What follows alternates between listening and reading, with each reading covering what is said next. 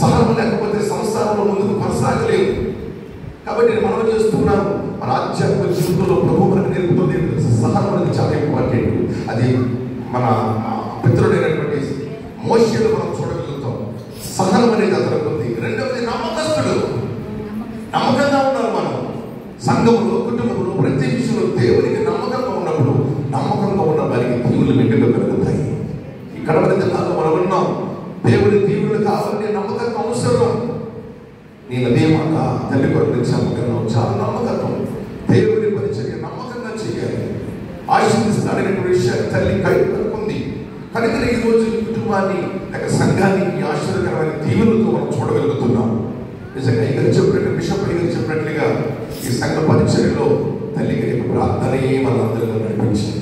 Especially నేను నడిపించబడ్డగల కారణం తల్లి గారి ప్రార్థన కూడా ఉందని సాక్షి చెప్తున్నాను. ఆ కొరకు ప్రార్థించిన తల్లి దేవుడి మనం చేస్తున్నాను.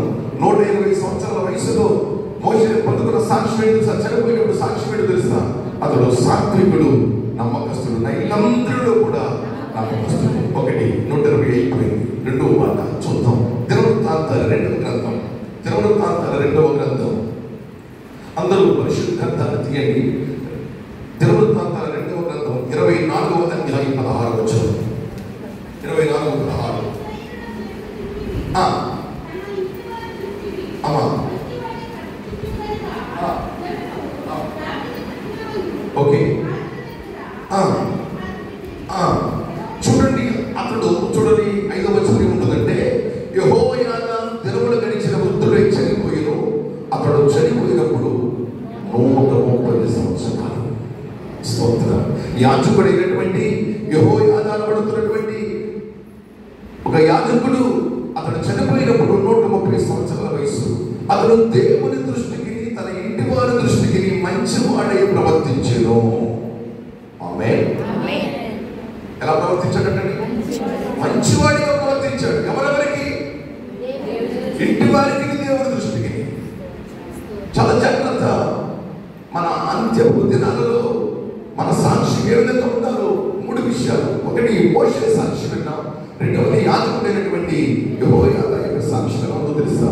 ఇంటి వారికి దేవుని దృష్టికి మంచివాడిగా బ్రతికాడు. ఈరోజు మనం ఇంట్లో నచ్చితే బయట నచ్చుతాం, బయట నచ్చితే ఇంట్లో నచ్చుతాం. మన పరిస్థితులు అలా ఉన్నాయి. మన ఇంట్లో వాడికే మనం నచ్చాం, మన ఇంట్లో వాడికే మనం నచ్చాం. ఉదాహరణ ఏమనుకోదు, ఈరోజు కోడలికి అత్తగారికి సమాధానం ఉండదు, అన్నదమ్ములకి సమాధానం ఉండదు. మన ఇంట్లోనే ఒకరికొకరు నచ్చుకుంటూ ఉంటాం, వీధిలో అసలే నచ్చం. ఈరోజు అది మంచిది కాదనే విషయాన్ని జ్ఞాపకం చేస్తున్నాను. ఇక తల్లి గురించి మనం చెప్పాలంటే మీరేం చెప్పారు? మంచి సాక్ష్యం తల్లి కోసం. తల్లి కోసం మీరే చెప్పారు. ఆమె లేని లోటు ఏమిటో మీరే చెప్పారు. ఒక మంచి సాక్ష్యాన్ని కలిగి వెళ్ళింది తల్లి గారు, మన ఆత్మీయ తల్లి గారు. దేవుడు గమనించాలి. ఈరోజు మన జీవితంలో కూడా మంచి సంపాదించుకోవాలంటే, మంచి వాడు మనం పెంచుకోవాలంటే ఏం చేయాలి? బైబిల్ ఏం చెప్తుందంటే సామెతలు 3:3 ప్రకారంగా దయను సత్యమును ఎన్నడూ విడిచిపెట్టదు. దయను సత్యాన్ని. ఈరోజు దయగలిగిన తల్లిగా ఆ తల్లిని మనం చూడగలుగుతాం. భోజన సమయానికి వెళ్తే దయగలిగి భోజనం పెట్టడం, దేవుడు ఏ సమయాన్నైనా ఆమె దయతో పలకరించడం. రెండవది సత్యమును అనుసరించడం. వాక్యానికి విరుద్ధంగా ఎప్పుడు తల్లిలో నేను విషయాలు చూడలేదు.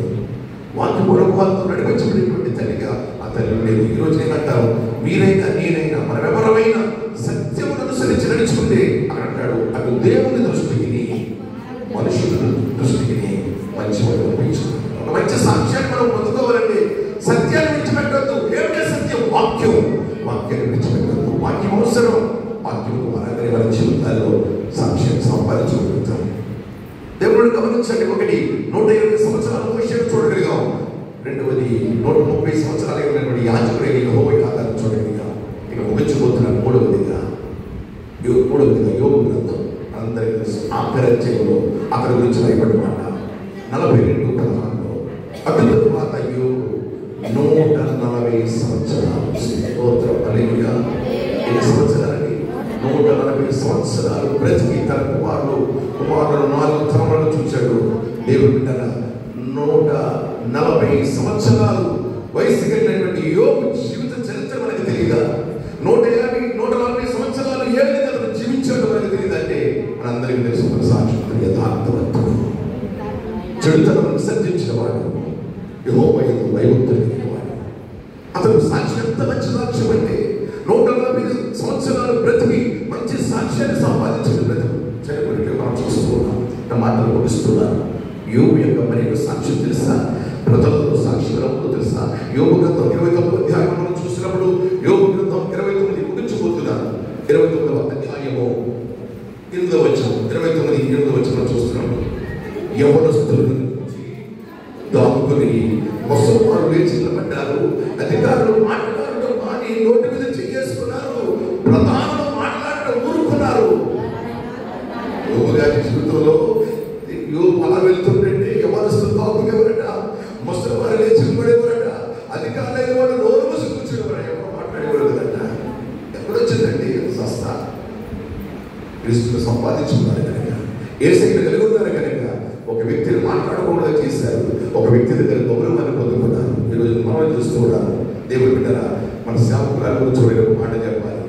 నాకు మా ఆత్మీయ తల్లి దగ్గర భయం ఉండదు, కానీ తల్లి కాబట్టి భయపడేవాడు. ఎందుకో తెలుసా? ఉన్నట్టుగా మొక్క కలిగేస్తున్నాను. ఏదైనా మాట ఉంటే అడిగేయటం కడిగేయటం. నేను మనం చూస్తూ ఉన్నాను. యోబు జీవితంలో అదే మనం చూడగలుగుతున్నాం. యోబును చూసి అందరూ భయపడేవారట. ఈరోజు దేవుడు బిడ్డరా, 120 సంవత్సరాల మోషే సాక్ష్యం, 130 సంవత్సరాల యెహోవా సాక్ష్యం, యోబు సాక్ష్యం మనం విన్నాం. ఈరోజు మన జీవితాల్లో కూడా ఇటువంటి సాక్ష్యాన్ని సంపాదించుకోవాలంటే క్రీస్తును సంపాదించుకోవాలి. యేసయ్యను కలిగి ఉండాలి. యేసయ్యను కలిగి ఉండాలంటే ఎలా? మనము మానవలసి పొందాలి, బాప్తిస్మం పొందాలి, సంఘంలో చేర్చబడాలి. సంఘంలో చేర్చబడిన నీవు ప్రతి నెల ఆరాధనలో పాల్గొనాలి. అంతేకాదు, సంఘంలో చేర్చబడిన నీవు సంఘానికి వచ్చిన బాధ్యతలను వహించాలి. సంఘముల గురించి నీకు ఒక బాధ ఉండాలి. ఈరోజు నేను చెప్పగలను, ఈ పరిచయం నడిపించబడుతుందంటే మీ అందరికీ బాధ్యతలు ఎంతో చక్కగా పరిచయం చేస్తున్నారు, ఎంతో చక్కగా. ఎందుకో తెలుసా? సంఘంలో సాధించబడి పేరు మాత్రం జీవనంలో రాయబడతాయంట. ప్రకటనలో ఉన్నాడు, ఎవరి బిడ్డలు జీవనంలో రాయబడకపోతే వాడు అగ్నిలోకి వెళ్ళిపోతారట. కాబట్టి బిడ్డలారా, దేవుడు చక్కని కోట్లాది రూపాయలు సంఘాన్ని దేవుడు మనకి ఇచ్చాడు. ఈ మందిరంలో మనం పరిచయం చేయాలి, సహకారులుగా మనం ఉండాలి. మన దైవజనులు చాలాసార్లు చెప్తారు, సహకారులుగా ఉండాలి తప్ప మీరు చెప్పడాలి, సహకారులుగా ఉండాలి తప్ప సాహుకారులా ఉండకూడదు. మన ఆమెతలుగా చెప్తుంటారు, సాహుకారులా ఉండకూడదు. ఇప్పుడు మాట చెప్పిన సహకారులు జీవనంతో రాయబడతారు, పనిలో ఉంటారు. సాహుకారులు కిరణంలో ఉండిపోతారట. మీరు ఎక్కడ ఉన్నారనుకున్నారో మీరు నిర్ణయించుకోండి. సహకారులుగా మీరు ఉండండి, క్రీస్తుని సంపాదించుకోండి, దేవుని సంఘంలో సహకారంగా ఉండండి. అది అక్కడ పౌరంగాడు చూడండి. దేవుడు పిలుపుని రాష్ట్ర పత్రిక 4వ అధ్యాయంలో క్రీస్తుని సంపాదించుకుంటే ఏం జరుగుతుందో తెలుసా? 4:19 అంటాడు, కాగా దేవుడు తన ఐశ్వర్యం చొప్పున క్రీస్తు యేసు మహిమలో మీ ప్రతి అవసరాలు తీర్చబడతాయి. ఆమేన్. ఎవరంటే మీ ప్రతి అవసరాలు తీర్చబడతాయంటే ఆమేన్ అంటలేదు మీరు. మీ అవసరాలు తీర్చొద్దా దేవుడు? మీ అవసరాలు తీర్చబడాలంటే క్రీస్తుని సంపాదించండి.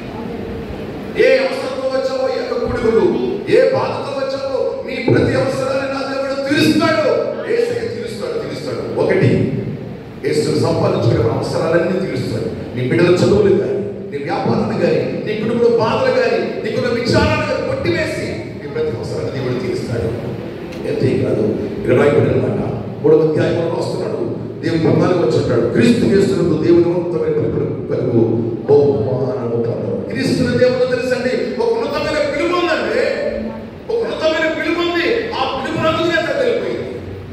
ఏ పిలుపది?